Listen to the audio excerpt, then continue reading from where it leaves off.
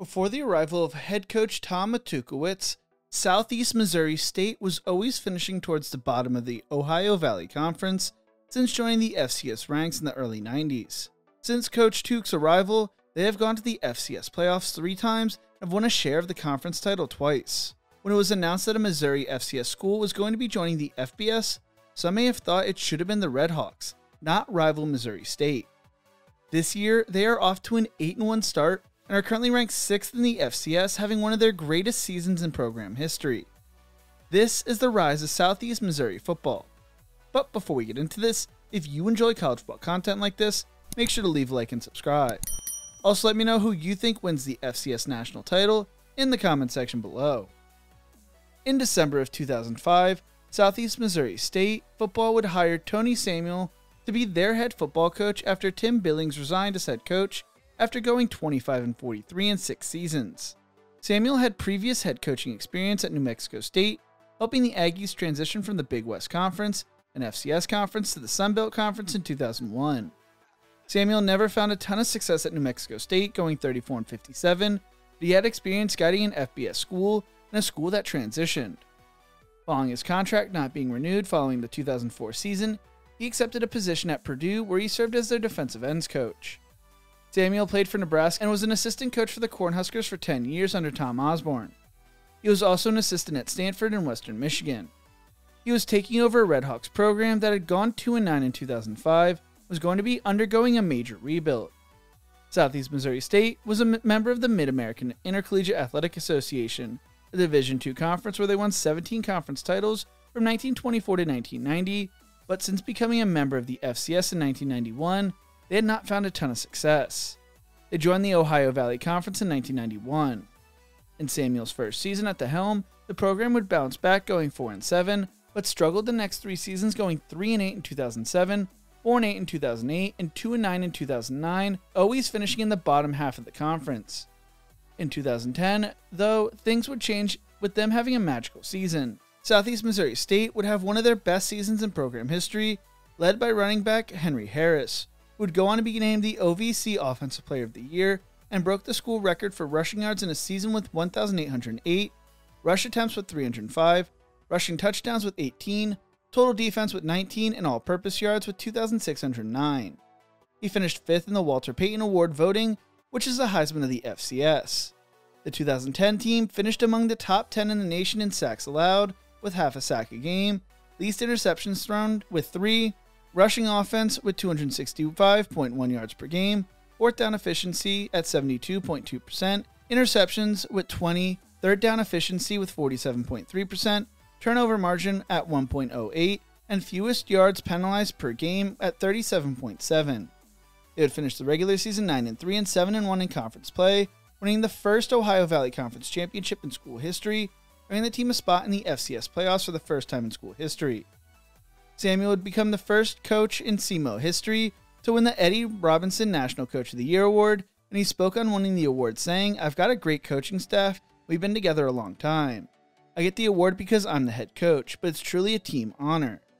They would lose in the playoffs to Eastern Washington on the road 37-17 in the second round of the playoffs. The program would fall back down to earth in 2011, going 3-8, not being able to capitalize on the historic 2010 season. The reason for this is because the program was so senior heavy, having built to the 2010 season. They would continue to struggle going 3-8 in 2012, 3-9 in 2013, and following the 2013 season, Samuel would be fired, finishing with a record of 31-60 after 8 seasons. The man chosen to rebuild Southeast Missouri State would be Tom Matukewicz, aka Coach Tuke, who was most known at the time for being the linebacker coach at Northern Illinois under Jerry Kill, or being named the school's interim head coach in 2010's Humanitarian Bowl, when Kill left to take the Minnesota job, a game the Huskies would win. He would then serve as Toledo's defensive coordinator in 2012 to 2013, before taking the Redhawks head coaching job. He was the first person in his family to graduate college when he graduated from Fort Hays State University and earned his master's from Pittsburgh State University. He had a passion for football since he was 12 years old and knew he wanted to be a coach one day.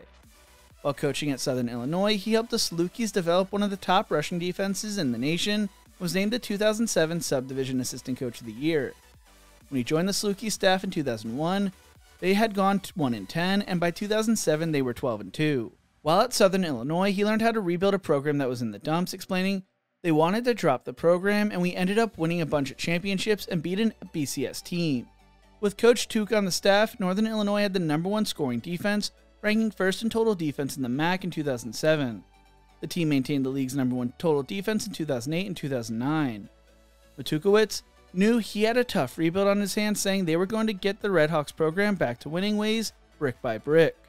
He told Southeast Arrow, "What we're all wanting is excellence. How we define it is by doing common things with uncommon discipline and uncommon enthusiasm."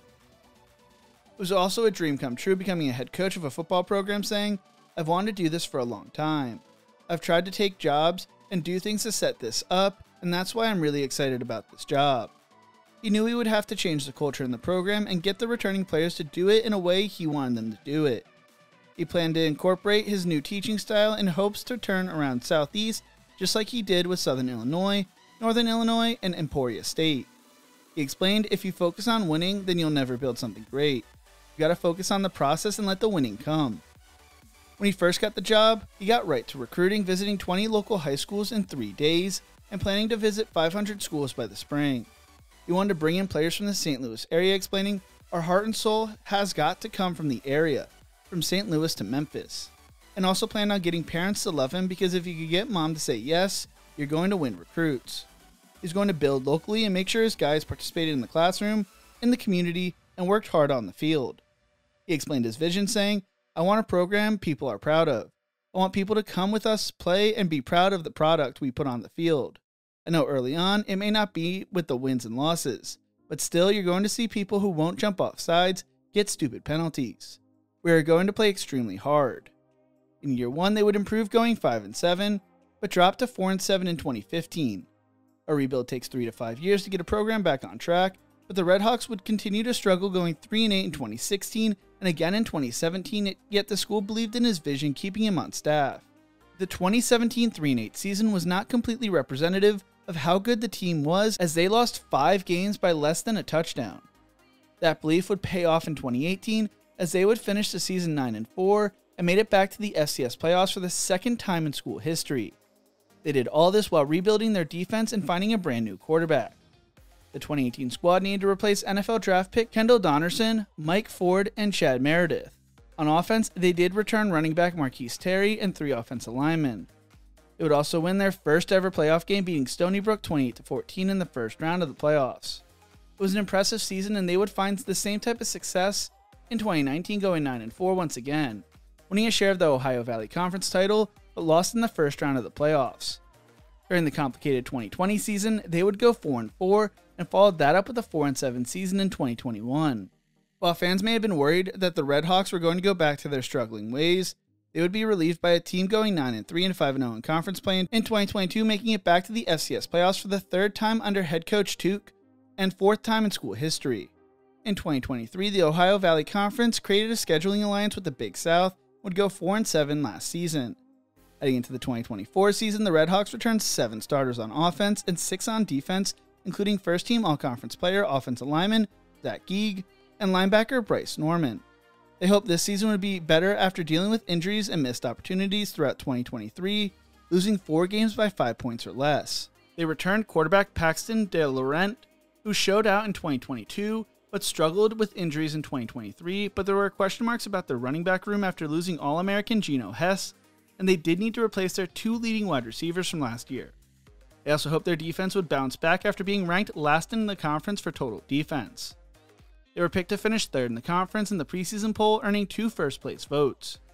Their 2 biggest conference games were viewed to be coming early in the season, so they needed to get off to a hot start. They would start the season off with a 37-15 win over North Alabama before losing to New Mexico State on the road 23-16. They entered a huge matchup against conference favorite UT Martin 1-1 and would win in a double overtime thriller 45-42. Following a bye week, they upset number 7 Southern Illinois in the War for the Wheel 38-21. They are currently on a 7-game win streak. At the end of October, were ranked 6th by the FCS Playoff Committee's top 10 and are currently ranked number 6 in the FCS top 25. They have a schedule that should lead them to winning out, with the only team left on their schedule with a winning record being Tennessee State in their season finale. They are playing their best football right now, and what Coach Tuke has done has been truly amazing. While I don't view them as a national title contender, I could see them going on a run in the FCS playoffs, going farther than they have ever gone before. While they will watch in-state rival Missouri State jump to the FBS, there have been no real conversations about the Redhawks doing the same. What do you think? How far does Southeast Missouri State go in the playoffs? Let me know in the comments section below. If you enjoyed this video, make sure to check out one of my other videos YouTube thinks you will love right here. Make sure to leave a like and subscribe. Thank you so much for watching, and as always, remember to embrace the grind.